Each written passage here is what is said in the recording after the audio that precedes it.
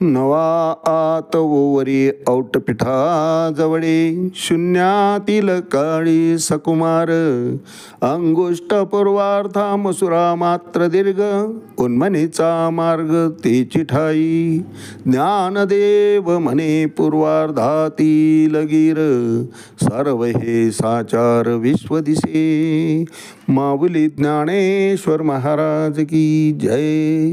एकतरी उभी अनुभवावी या ज्ञानयज्ञात आपण उपासना कांडातील पहिला अध्याय अर्थातच श्रीमद भगवद्गीतेचा 7वा अध्याय ज्ञान विज्ञान योग मय्यासक्त मना पार्थ योगम जन्मदाश्रया असंशयम समग्रम माम यथा ज्ञासिसी तच्छृणु.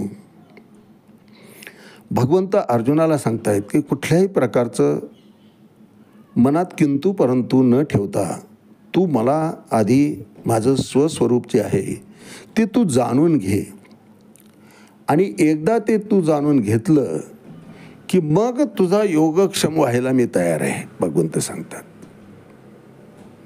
फक्त माझ्या ठिकाणी तू एक रूप होऊन जा. मयी एव मनाधस्तो, माझ्यामध्येच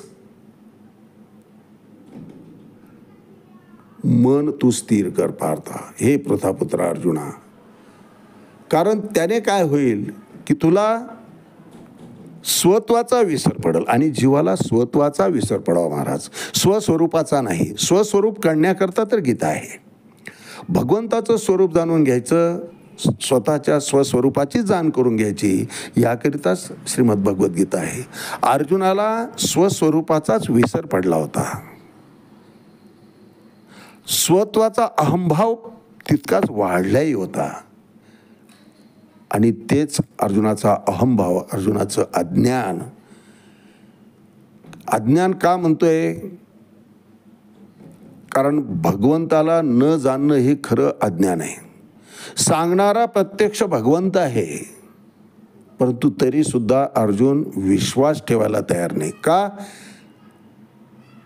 भगवंताच्या खऱ्या स्वरूपाची अर्जुनाला जाण नव्हती आणि त्या खऱ्या स्वरूपाची जाण व्हावी याकरता भगवंत अर्जुनाला सांगतायत की मय्यासक्त मना पार्थ योगम युञ्जन्मदाश्रया असंशयम समग्रम माम यथा ज्ञासिसी तच्छृणु. तू आता ऐक, तुला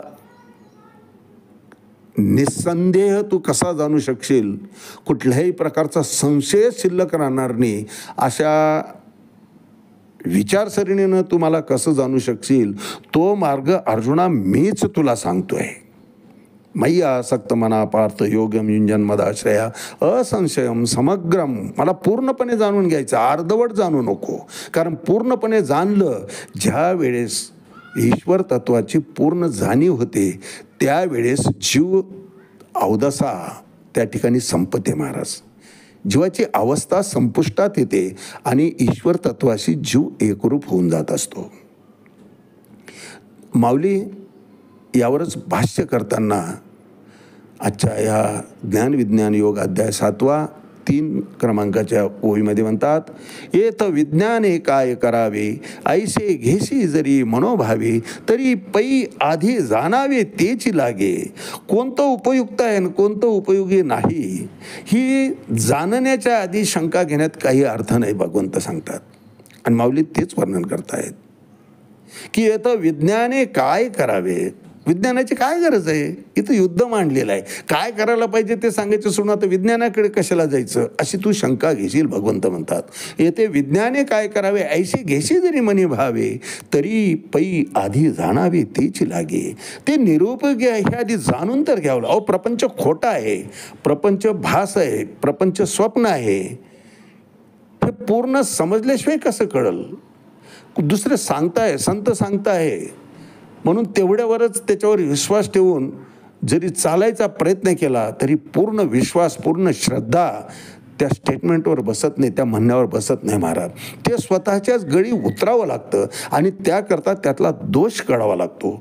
तसं भगवंत सांगतायत की विज्ञानाशी काय करावं अर्जुना तुला वाटेल, येतो विज्ञाने काय करावे ऐसे घेशी जरी मनोभावे तरी पै आधी जाणावे तेची लागे. प्रपंच खोटा हे समजल्याशिवाय परमार्थाचं महत्त्वच कळणार नाही, भगवंताला माहिती आहे. म्हणून या ठिकाणी प्रपंच ज्ञानाशी काय करायचं आहे असा जर तुझ्या मनाचा आग्रह असेल अर्जुना, तर तो आधी खरोखर तेच समजून घेतलं पाहिजे. कारण दुर्जनामुळे सज्जनाचं महत्त्व कळतं महाराज. सगळेच सज्जन दिसायला लागले तर सज्जनपणाचा उपयोग, सज्जनपणाचा जो लाभ आहे मानवजातीला तो लक्षातच येणार नाही. कारण सगळेच सज्जन होऊन जातील. तिथे उपद्रवी कोणीतरी राहावं लागतं. उपद्रवी असल्याशिवाय मार्गदर्शकाचं महत्त्व पटत नाही, रक्षणकर्त्याचं महत्त्व कळत नाही महाराज. संकटाशिवाय सुखाचं महत्त्व कळत नाही, दुःखाशिवाय सुखाचं महत्त्व कळत नाही. संकट यावं लागतं, दुःख यावं लागतं म्हणजे सुखात काय आनंद आहे. रखरखत्या उन्हात चालावं लागतं म्हणजे सावलीचा काय आनंद आहे तो कळतो महाराज. सावली करण्याकरता आधी उन्हातून यावं लागतं. तसं भगवंत सांगतायत की विज्ञानाचं काही काम नाही असं जर तू म्हणत असेल तर ते विज्ञान काय आहे या आधी तू समजून घ्यायला पाहिजे. मग तुला कळेल की खरंच विज्ञानाचं काही काम नाही, इथं फक्त ज्ञानाचं काम आहे. म्हणून भगवंत अर्जुनाला सांगतात, त्यांनी माऊली तेच वर्णन करतायत.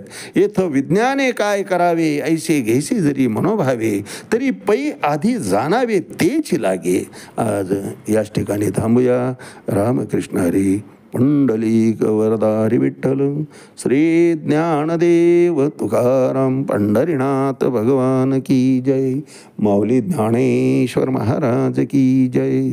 जगद्गुरु तुकाराम महाराज की जय. शांती ब्रह्म एकनाथ महाराज की जय. आदि शक्ती मुक्ताबाई की जय.